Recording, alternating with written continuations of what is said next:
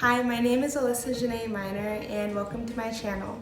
Please like this video if you like it and subscribe. As a dance kid myself, I loved watching Dance Moms. My grandma was a little bit of a dance grandma herself, so I would always watch it with her. Glow, also known as Gloria Hampton, serves as the new Abby in the new Dance Moms series. Glow was actually originally on the original Dance Moms and was a dear friend of Abby's. I don't know what happened, but something broke off. Her motto is not everyone's replaceable, but finding the irreplaceable team. Overall, I think Glow is your average dance teacher. She kind of makes everything seem like it's the end of the world if it's not done correctly. And honestly, sometimes when you're dancing, it can feel like the end of the world if you don't do something correctly. Glow doesn't really resemble Abby in her mannerisms. I don't think she's as rude, or I feel like you don't really hear her yelling at the kids as much as Abby does. With that being said, Glow does not have boundaries with the children. For example, one of Glow's students, Audrey, apparently lives in Glow's basement, according to one of the episodes, and I think more boundaries should be present there. In addition, Glow also talks about the moms with the children, and I know Abby did that, but it's just in a way that it's just like inappropriate.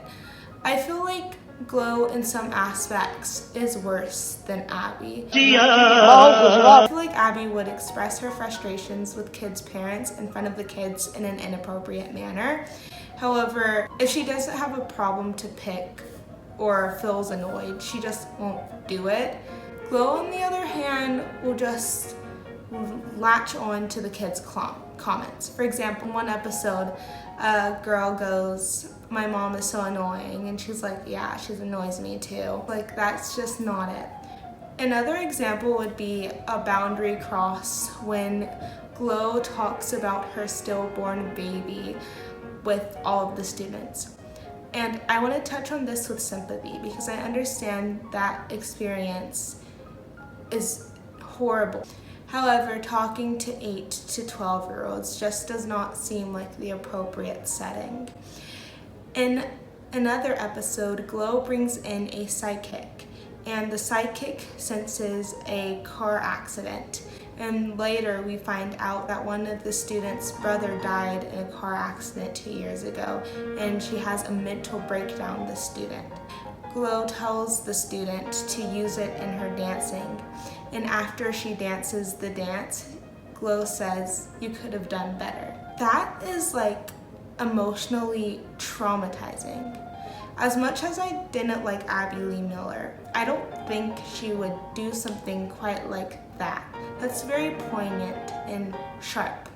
I think Abby was right on the nail, and if something was bad, it was bad, and of course Abby had her biases. But to tell an 8-year-old to dance for their dead father and tell them that they didn't do good enough is a little bit harsh. Now let's get into the mothers. To start with Ashlin and Lisa, they are a cocky mess. Lisa insists that her daughter Ashlin is the most beautiful, most elegant, best dancer ever, and she has this presence that is better almost than the other kids. And I do agree that Ashlin has a big presence when she dances. However, the way she just amps her child up is almost with like words like better. And you can see Ashlin break down. She breaks down in every single episode, and perhaps it's because of pressure, but what that does is create a false bravado that the kid is better than everyone else. But that's fake. When you take all of that away, there's still that kid. She's very talented. She's an amazing dancer, but I think constantly that being in her ear really affects her, and you can really see it on the big screen. Next, I want to talk about Audrey and Tammy. So Audrey is essentially the new Maddie, but she was on Broadway, so Glow has a lot of favoritism towards her, but Audrey is also the one who supposedly is living in Glow's basement. So Audrey's mom is Tammy, and I feel bad for Audrey sometimes because I watch the show and Tammy is like a kindergartner. It's almost as if Audrey has to take care of Tammy, and maybe that's why she lives at Glow's house. But I know that these are real people and I do want to acknowledge that, and obviously there's dramatization in the show, so I don't want to speak ill on anyone's behalf. I just think in the way that she's portrayed in the show, it shows her as very irresponsible. She was picking on a fellow mother and telling them that they can't call her crazy, and no, you should not be calling people crazy. But she was acting quite out of it, and she started having a mental breakdown like a 5-year-old, and her daughter had to comfort her. In actuality, Audrey was the one under a lot of pressure and perhaps needed comfort herself. Next is Isabella, Smiley, and Dominica.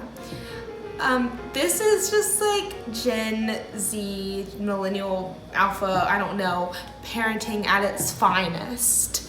Smiley is TikTok famous and she's very into herself, but the kid's cute. Like, I'm not gonna speak about these kids. Cute, adorable. The mother, on the other hand, likes to pick a lot of fights, I've noticed. She does think her daughter is the best, and she really does think she's better than everyone. She likes to put other people down, or their kids down, should I say. People should not be putting people's kids down. In the original Dance Moms, the mothers rarely put each other's kids themselves down, but not as much so as they would just put each other down. Needless to say, it makes for good reality television, but not when they're putting kids down. Next is Layia and Leslie, which are the new Holly and Mia. Leslie is a working mom, so very similar to Holly. She's very poised and working. Layia is really talented. Honestly, this was like the only normal family in the entire cast of families. I just love them. I'd watch for them. Mina and Mina are next.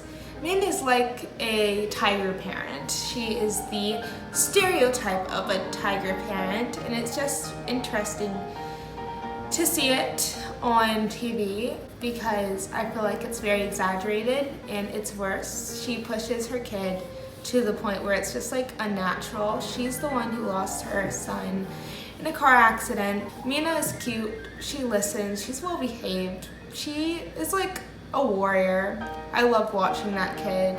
The only problem is it's like she doesn't really get to be a kid. She works really hard and she is really great at what she does. It's kind of hard to watch Min put her daughter down and say like she could have done better, she could have done better, but like underneath it I definitely do see love. Nonetheless, I think the show does a great job showcasing the hot mess that millennial parenting is right now. Like, these Gen Alpha kids are a whole nother beast. I think Gen Alpha kids are exposed to so much that it's almost like you're watching mini kid adults who are having emotional problems from social media use. The parenting is so different than it used to be. It will never beat the original. I think the biggest problem is the mothers in the original, though they weren't always rooting for each other, they were rooting for the team. There was a team thought aspect. Now it's just so divided. It's very one-on-one. It's very, my kid's the best, my kid's better than yours. And yes, we get that in the original Dance Moms. But the mothers genuinely love those kids, almost like their own. You can still see the Dance Moms today reconnecting with the other dance daughters and the other dance kids and the other girls. That's because they truly loved them. The kids loved each other. The kids in this series are just competitive. I feel like they don't even know each other's last names. There's not enough love, there's not enough connection because everyone's on their own path and have their own dream, and I think their aspirations are bigger than being the best in the studio, but being famous or the best in real life. I hope you enjoyed this video and thank you for watching.